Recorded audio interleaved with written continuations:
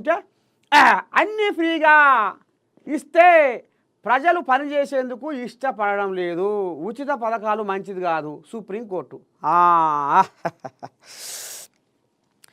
ఇక ఇప్పుడు భారతదేశంలో ఏ రాష్ట్ర ప్రభుత్వం అయినా ఏ పార్టీ అభ్యర్థులైనా వచ్చే పాయే ఇగో నేను ఇది ఇస్తున్నా, ఇగో నేను అది ఇస్తున్నా, ఇగో ఈ రకంగా జనాలను మభ్యపెట్టి ఆశ పెట్టి నీకు అది చేస్తా ఇది చేస్తా అది పిరిగా ఇస్తా ఇది పిరిగా ఇస్తా అని జనాలను భారతదేశంలో ఉన్న జనాలను సోమరిపోతులు చేస్తున్నారు.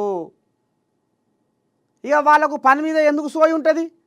తింటందుకేమో రేషన్ బియ్యం వస్తుంది, పొదువుకంగా దీనికి మంచిగా పైసలు వస్తుండే ఫ్రీగా. ఇక వాళ్ళకెందుకు రెక్కలకు ఇప్పుడు వసవస అని రెక్కలు ముక్కలు చేసుకొని కన్న కష్టం చేసి చెమట ఒడిపించవలసిన అవసరం ఏముంది వాళ్ళకి? ఇటు బియ్యం వస్తుండే ఫ్రీగా పైసలు వస్తుండే, తినాలి తాగాలి పండాలి, తినాలి తాగాలి పండాలి అంటే సోమరిపోతులు అవుతురు అనేది సుప్రీంకోర్టు దీని మీద కొద్దిగంత కళ్ళెర్ర చేస్తుంది.